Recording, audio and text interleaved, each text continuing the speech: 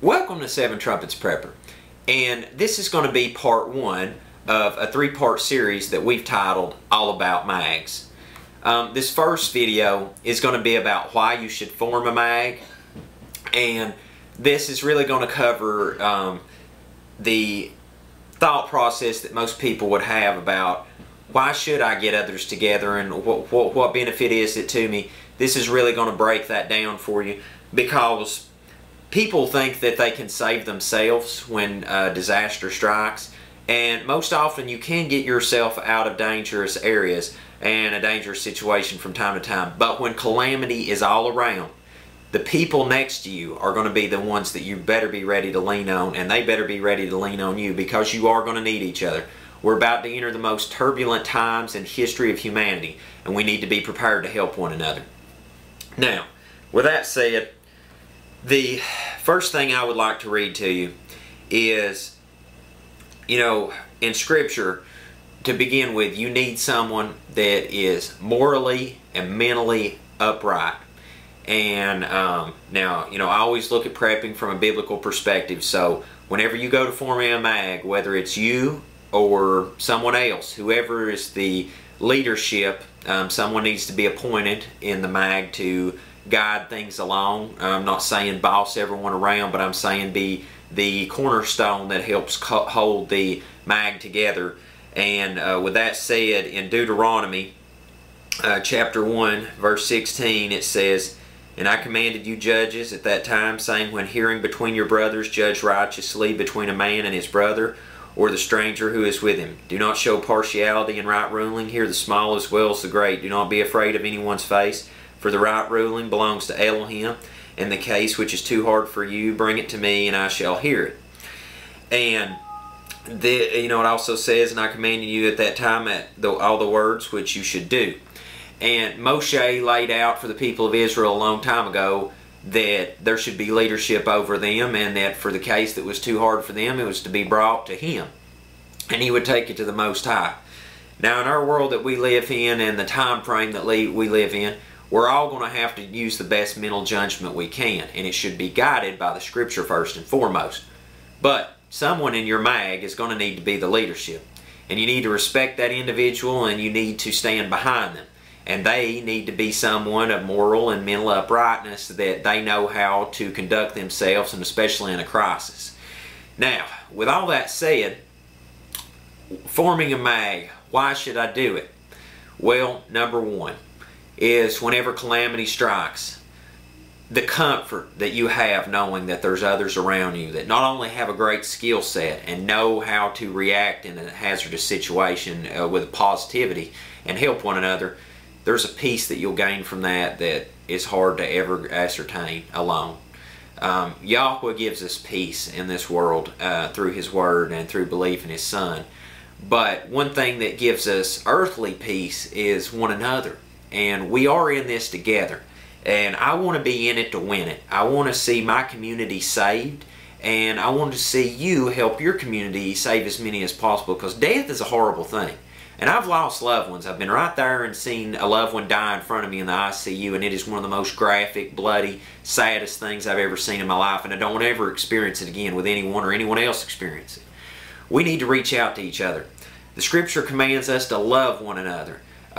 We need to show the love that would reflect the Most High, and by doing so, forming a MAG is one of the greatest things you can do, because not only are you going to be able to help use the resource that you had for yourself, but you can help network with others and share knowledge and resources if necessary when the time comes, and preserve a life. When looking to form a MAG, you need to look for like-minded people, especially if you are a person of faith. Whatever you do, please search for someone else of faith. Now, you might differ on certain things. I assure you, do not worry, because when the 7 trumpets of Revelation happen, spoken of in prophecy, and if you want to check out worldslastchance.com, you can find out more about the 7 trumpets of Revelation. Whenever these events begin to transpire, it's going to straighten out a lot of thought process for a lot of people. Because when RFID chips and a great earthquake and the 7 trumpets and forced worship and a new world order and a demonic being impersonating someone, either, who knows, from a position of power, and all these things start taking place, I'm pretty sure we're going to get our act together pretty quick. So, with that said, finding like-minded people is, not that hard to do, because in a world we live right now, there is sheeple, there is people, and then there's people that are informed. And I'm hoping that you find people that are informed, because sheeple will not do nothing for themselves. They're the people that are going to be the fatalities in your communities. And I hate to say that, but people want to close their eyes to the reality that things are going to get bad. And they are going to get bad. And you need to reach out to your neighbors, to community leaders, to people that share some great skill sets that I'm going to cover in part 2. You need to reach out to these people, because they will need you and you will need them.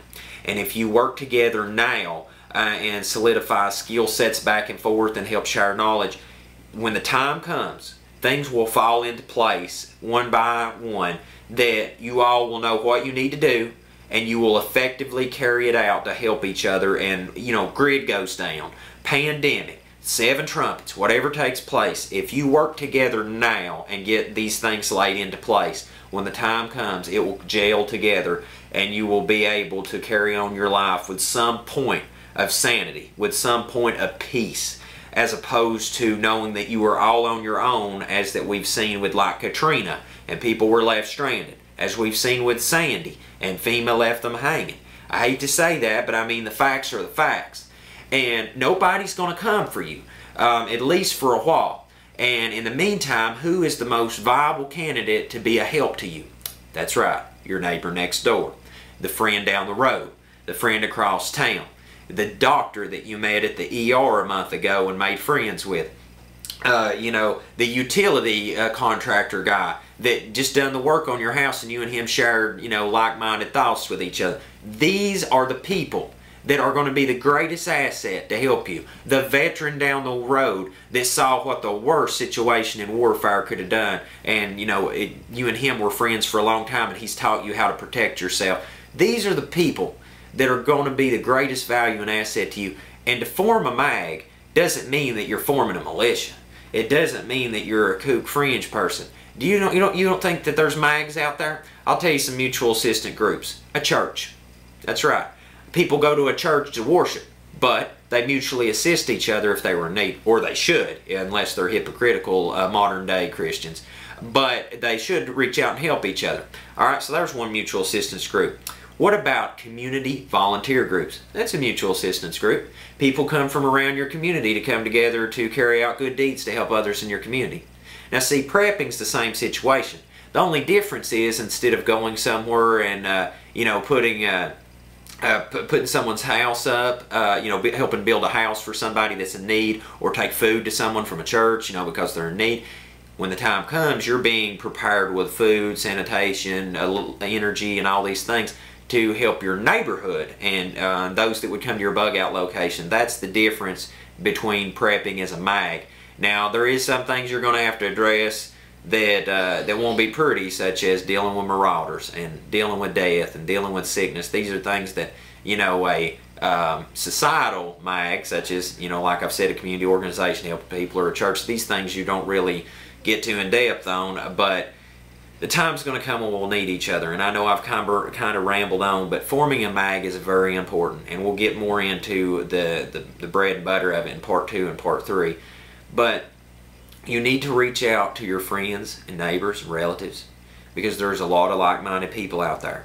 They may save your life one day with their skills. They may save your life one day with the things they have put back. Do you have tons of medicine? Do you have the skill sets to get the power back on if you don't have it whenever the time comes? These are things you need to think about, and I guarantee you, you know people that can make these things happen. And they may not know what you know, and you can make these things happen. And with that said, that's why we're going to go into part 2 of why, all about MAGs and why you should form it and who you should select for your MAG. And so we're going to move into part 2 here in this next video, and I hope it's a blessing to you. So until we see you again on Seven Trumpets Prepper Channel, have a most blessed day in Yahushua's name.